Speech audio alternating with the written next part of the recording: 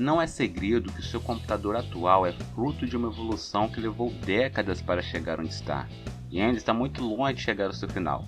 Se pensarmos que cerca de 10 anos atrás os processadores ainda nem conheciam os núcleos múltiplos, imaginar as máquinas que inauguraram a informática é uma tarefa ainda mais complicada. Você sabia que no início da década de 1950 já existiam computadores? Logicamente, eles não se pareciam nem um pouco com o que temos hoje, mas já realizavam alguns cálculos complexos em pouquíssimo tempo. Nesses 60 anos, elementos desapareceram, componentes foram criados, então prepare-se para conhecer um pouco mais sobre essa magnífica história, a evolução dos computadores. A primeira geração de computadores foi marcada por grandes máquinas que pesavam toneladas e o único objetivo de seu processamento era a realização de cálculos. Vamos começar com o Harvard Mark I, um computador eletromecânico que foi concebido em 1930 por Grace Hopper e Howard Aiken e construído em 1944 pela Universidade de Harvard em parceria com a IBM. O Mark I tinha cerca de 17 metros de comprimento, 2,5 metros de altura e pesava cerca de 5 toneladas, e foi a primeira e maior calculadora digital automática de larga escala desenvolvida nos Estados Unidos. O Mark I trabalhava com 23 números decimais e realizava as 4 operações aritméticas. Dispunha ainda de subrotinas integradas que calculavam funções logarítmicas e trigonométricas. Era um calculador lento, demorando de 3 a 5 segundos para efetuar uma multiplicação, mas era totalmente automático e podia realizar cálculos extensos sem intervenção humana. Ainda na primeira geração de computadores temos o ENIAC, Electronic Numerical Integrator and Computer, ou em português, Computador Integrador Numérico Eletrônico, criado em fevereiro de 1946 pelos cientistas norte-americanos John F. e John Mauchly, da Electronic Control Company. Totalmente diferente do Mark I, que era eletromecânico, o ENIAC foi o primeiro computador digital eletrônico de grande escala. Começou a ser desenvolvido em 1943 durante a Segunda Guerra Mundial para computar trajetórias táticas que exigissem conhecimento substancial em matemática, mas só se tornou operacional após o final da guerra. Sua capacidade de processamento era de fazer 5.000 operações de edição por segundo, tinha 17.468 válvulas, ocupava uma área de 180 metros quadrados e consumia 200.000 watts de energia e pesava cerca de 30 toneladas. Na época, seu custo foi mais ou menos de $500 mil, o equivale a aproximadamente 6 milhões de dólares nos dias de hoje. Com o ENIAC, complexos cálculos de balísticas passaram a realizar-se em alucinantes 30 segundos, quando com as calculadoras manuais que até aí se usavam, levavam 12 horas para se obter o mesmo resultado. Segunda geração, o começo da evolução. O IBM 7094 marca o começo da segunda geração de computadores, que inicialmente foram desenvolvidos para serem utilizados como mecanismo de controle em usinas nucleares. Agora, a nova geração de computadores, ao invés de usar válvulas como componentes, usam um outro componente criado em 1947 pelos laboratórios Bell, os transistores. Componentes criados a partir de materiais sólidos, conhecido como silício. Exatamente o mesmo material é utilizado até hoje em placas e em outros componentes. Existia uma série de vantagens dos transistores em relação às válvulas. Para começar, as dimensões desses componentes eram bastante reduzidas, tornando os computadores da segunda geração 100 vezes menores do que os da primeira. Para se ter uma ideia, o ENIAC pesava 30 toneladas. Já o IBM 7094, seu peso não chegava nem a 1 tonelada, ele pesava 890 kg. Além disso, os novos computadores também surgiram mais econômicos, tanto em questões de consumo de energia quanto em preços de peças, porém seu custo ainda era alto e podia chegar a custar até 2 milhões de dólares. Terceira geração, circuitos integrados. O emprego de materiais de silício com condutividade elétrica maior que a de um isolante, mas menor que a de um condutor, foi chamado de semicondutor. Esse novo componente garantiu aumento significativo na velocidade e na eficiência dos computadores, permitindo que mais tarefas fossem desempenhadas em períodos de tempo mais curtos. Em 1964, a IBM lança um dos primeiros computadores a utilizar circuitos integrados, o IBM System 360. Este modelo, apesar das facilidades trazidas pelos semicondutores, continuava grande e até pesando mais do que os seus antecessores, porém era avançadíssimo para a época, fez com que todos os outros computadores fossem considerados totalmente obsoletos, fazendo com que a IBM vendesse mais de 30 mil unidades.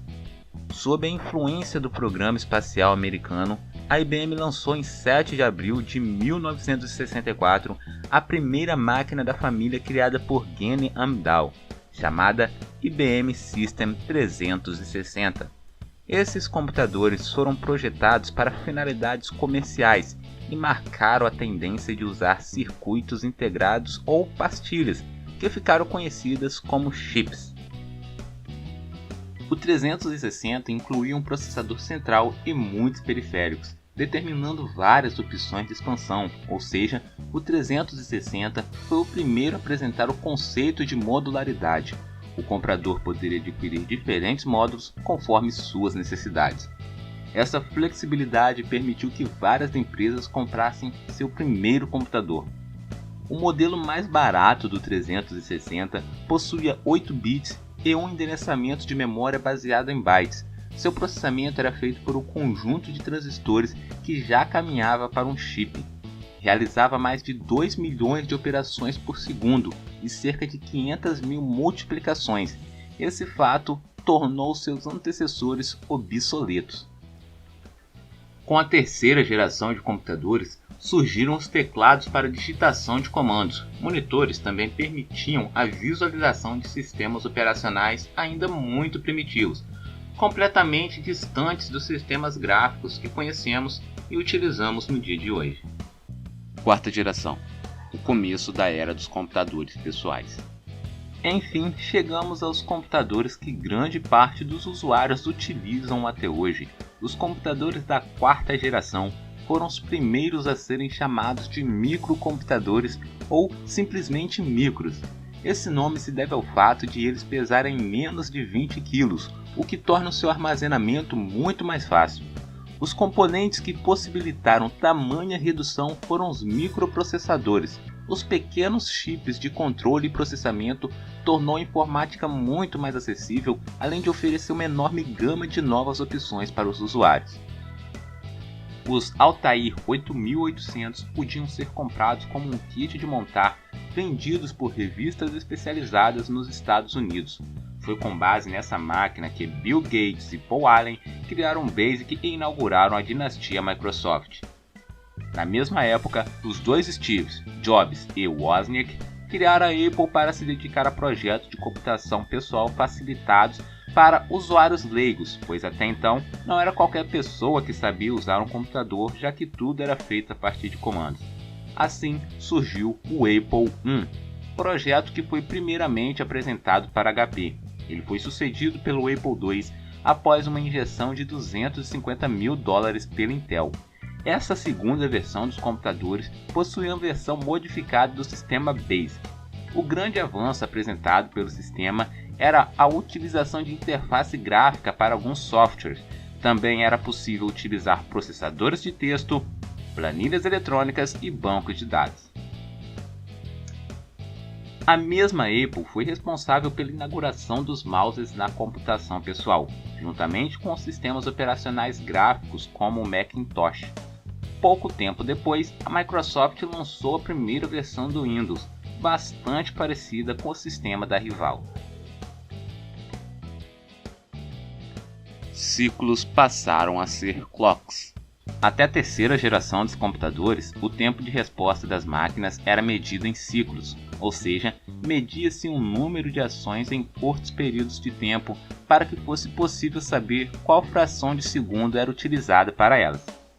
Com os microprocessadores, já não era viável medir as capacidades dessa forma. Por isso, surgiram as medidas por clocks. Esta definição calcula o número de ciclos de processamento que podem ser realizados em apenas 1 segundo. Por exemplo, 1 MHz significa que em apenas 1 segundo é possível que o chip realize 1 milhão de ciclos. Quinta geração, múltiplos núcleos. Ainda estamos em transição de uma fase em que os processadores tentavam alcançar clocks cada vez mais altos para uma fase em que o que importa mesmo é como esses clocks podem ser melhor aproveitados. Deixou de ser necessário atingir velocidades de processamento superiores aos 2 GHz, mas passou a ser obrigatório que cada chip possua mais de um núcleo com essas frequências. Começou a chegar ao mercado os processadores que simulavam a existência de 2 núcleos de processamento. Depois chegou os que realmente apresentavam 2 deles. Hoje há processadores com 4 núcleos e outros utilizados por servidores que já oferecem 8. Com tanta potência executando tarefas simultâneas, surgiu uma nova necessidade, pois quanto mais tarefas são executadas por um computador, mais energia é consumida. Para combater este problema, as empresas fabricantes de chips passaram a pesquisar formas de reduzir o consumo sem diminuir as capacidades de seus componentes. Foi então que nasceu o conceito de processamento verde.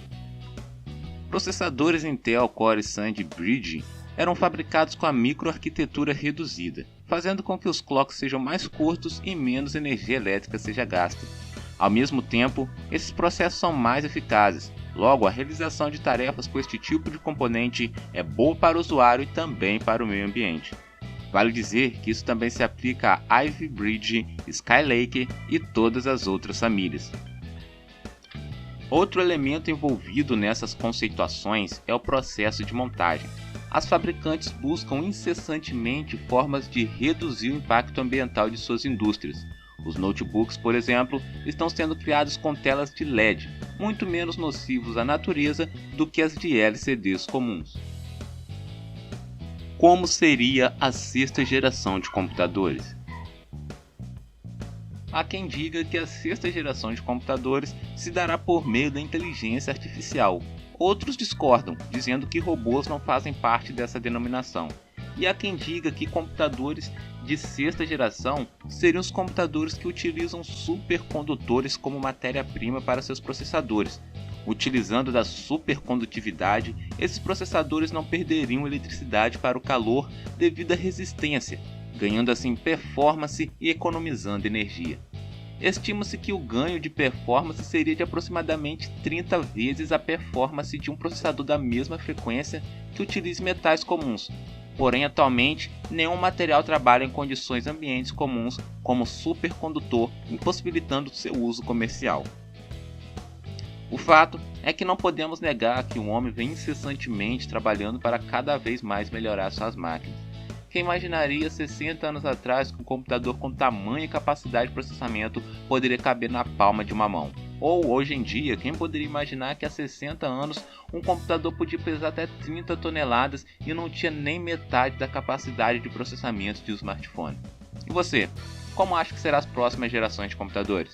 Meu nome é Manuel e você acabou de assistir a mais um vídeo do canal PCMark. Espero que tenha gostado. Se gostou, deixe o seu like, compartilhe com seus amigos e comente como você acha que serão as próximas gerações de computadores. Eu fico por aqui e te vejo no próximo vídeo. Até mais, tchau!